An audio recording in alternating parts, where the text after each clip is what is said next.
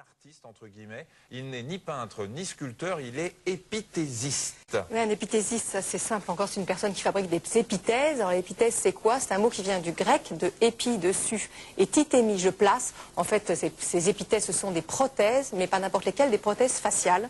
Et c'est vrai, vous allez le voir, que de fabriquer des épithèses, en dehors du fait que c'est très utile, ça relève effectivement de l'art. Voilà un portrait signé Géraldine Laura et Marc Lavastroux. Attention, attention, certaines images de mutilation pourraient choquer, surtout les enfants. Les tempes grisonnantes, le front légèrement dégarni. En apparence, ce jeune homme de 34 ans ne présente aucun signe particulier. Et pourtant, cette oreille n'est pas la sienne. Le 8 avril 1990, sur une route du sud de la France, il a été victime d'un très grave accident de la route. Il a foncé sur un pilier en béton.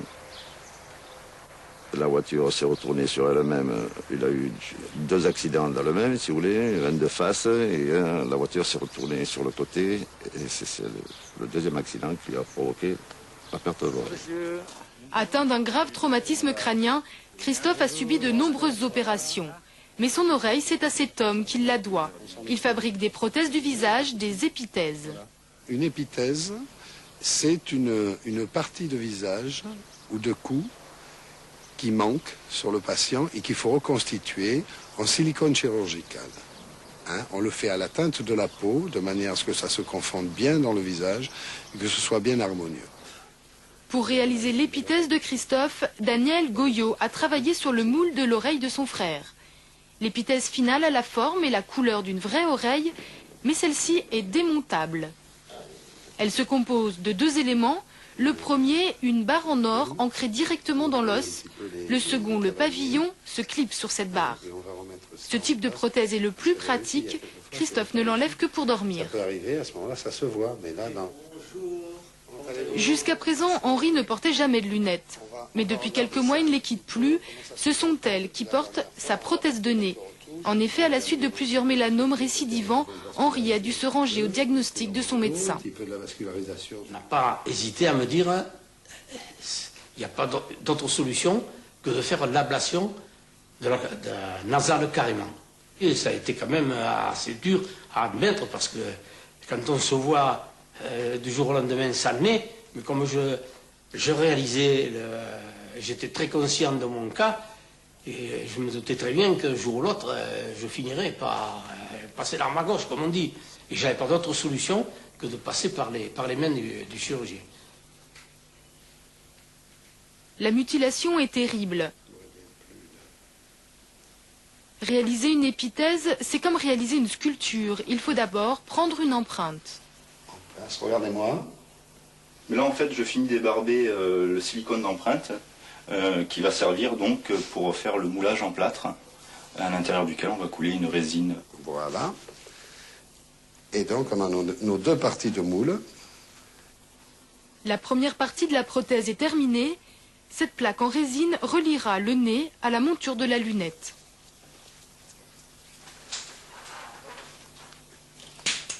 J'ai pris une forme de nez standard que je modifie en fonction de la forme du visage du patient, de son ancien nez.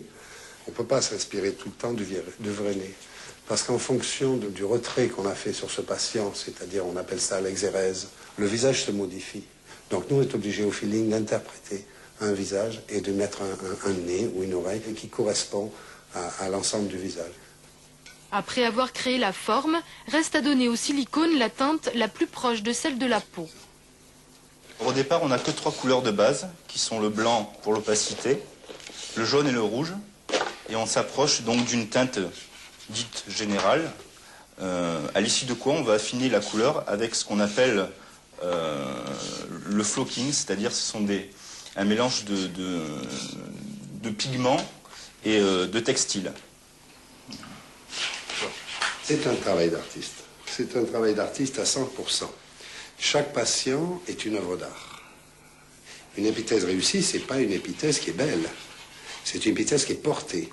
Et c'est une épithèse qui ne se voit pas. L'épithésiste pense aux moindres détails. C'est ainsi qu'il maquille le moule pour que la prothèse ressemble le plus possible à la peau, même s'il s'agit de petits défauts. Le silicone est prêt, Reste à passer l'épithèse au four, 10 minutes et voilà le résultat. Voir les retouches qu'on va être amené à faire éventuellement, ou sinon rien. Bon, je sais très bien que c'est pas normal, mais en fait, j'ai l'impression que quand je me vois à la glace, quand je me vois saner, par exemple, le matin pour faire la toilette, c'est quand même, il faut dire que c'est gênant, parce que vous savez, quand on est meurtri physiquement, on l'est moralement aussi. Hein. Le jour où j'ai eu la prothèse, je suis sorti et je vous dis, tellement bien que les gens ne se rendaient même pas compte, ceux qui n'étaient pas au courant, ne se rendaient même pas compte que j'avais une prothèse à la place du nez. Que l'on ne remarque pas son travail, c'est finalement le plus joli compliment que l'on puisse faire à son épithésiste.